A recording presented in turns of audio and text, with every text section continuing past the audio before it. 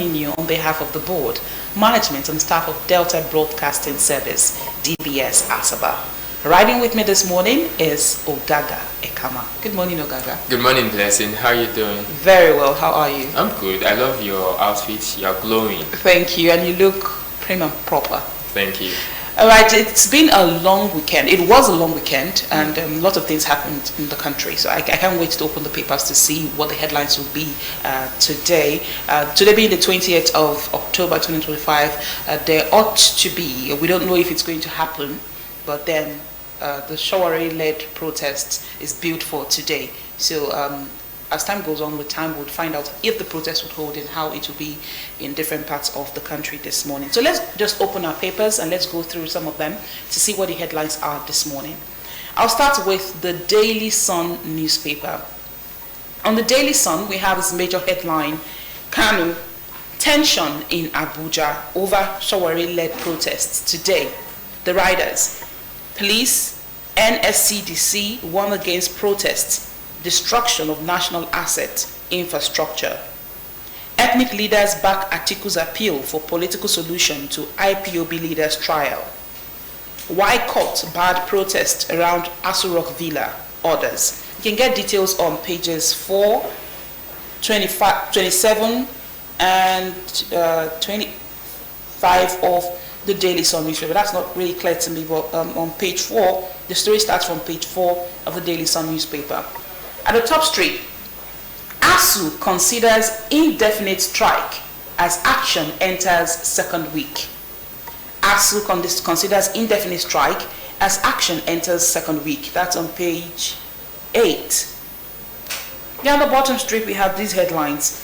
How middlemen, retailers, fuel cooking gas crisis, says investigation. How middlemen, retailers, fuel cooking gas crisis, says investigation. It's on page 25 of the Daily Sun. NBF raises the alarm as killings escalate in North Central. NBF raises the alarm as killings escalate in North Central.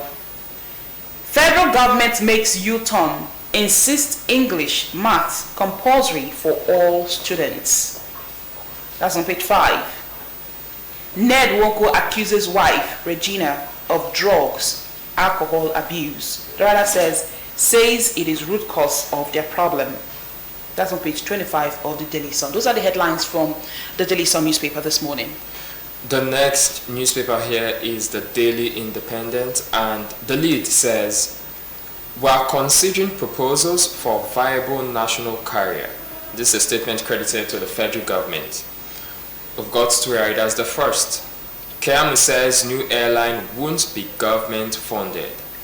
Sagi Ozekome back idea, urge discipline, transparency. 2027, APC can't be saved even if all governors defect to party.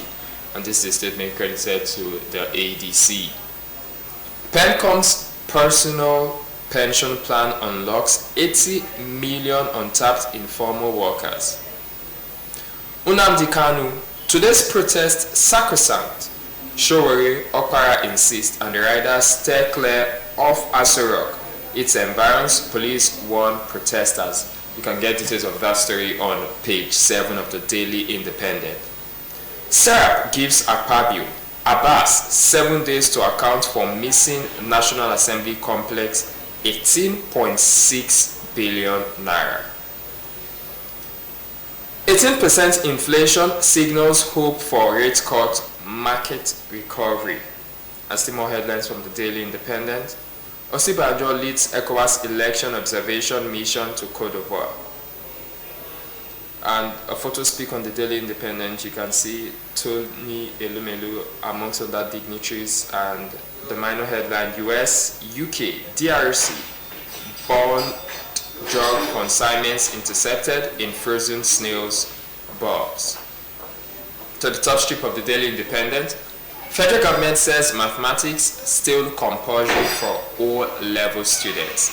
And lastly, forgery rule puts PDP's national convention at risk. The rider, Anyanwu petitions police, DSS, INEC. All right, now let's check out the Daily Trust newspaper. On the Daily Trust, we have as major headline, alleged coup plot, ex-governor under watch. The writer says more officers picked. And our top strip, PDP convention, Anyanwu alleges signature forgery. Protests in U.S. over Trump's policies. Protests in U.S. over Trump's policies. How terrorists killed 6 soldiers in Borno ambush. At the bottom strip, we have the last headline, Nnamdi Kanu, protesters dare police. All right, next is the Nigerian Tribune. The major headline, Free Nnamdi Kanu protest. Police, NSCDC, NCOS warn Sowore orders. The writer, why we are protesting. Sowore, U.S. Embassy issues security alert. Oyebanji is my greatest achievement. And this is a statement coming from Fayemi. The writer commissions attack by Jelu Omu Road. NDLEA intercepts US, UK, DRC bound illicit drug consignments in frozen snails, electric bulbs. Now I must say that these drug pushers are getting really creative. Ibadan Convention, PDP crisis takes new turn as Anyanwu petitions DSS. Police, INEC alleges forgery. Now from the health sector, music could help ease pain from surgery, illness. And this is a report put together by some scientists. Still more headlines from the Nigerian Tribune. Beer sector, operators orders panic over tax stamp system. Beer prices may go up. Okay. Stakeholders raise alarm as drug abuse increases among secondary school students in southwest states. And to the top strip of the Nigerian Tribune, Nigeria's manufacturing sector still struggling despite lowering inflation. The rider 60% members in Northeast shut down operation in 2024. And the second rider, why sector is shrinking, and this is coming from the Manufacturers Association of Nigeria. Now let's go to This Day newspaper. On This Day newspaper, we have as major headline, FAC, NUPRC remitted 6.2 trillion naira revenue in 9 months despite oil output fluctuations. The riders transfers represent over 11.4% of Nigeria's 55 trillion naira 2025 budget. NNPC submits reports on alleged $42.3 billion discrepancies. Under remittance document covers 2011 to 2017. At the top strip we have PDP. Governors abandoning platform that brought them to power will soon regret. The writers says they are defecting because of greed, selfishness, and covetousness. Boasts it's unfazed, focused on Ibadan Convention. Insists the people, not governors, make parties. All right, we have this other headline. Ned Nwoko accuses wife Regina Daniels of drug-fueled violence. Those are the headlines from This Day newspaper.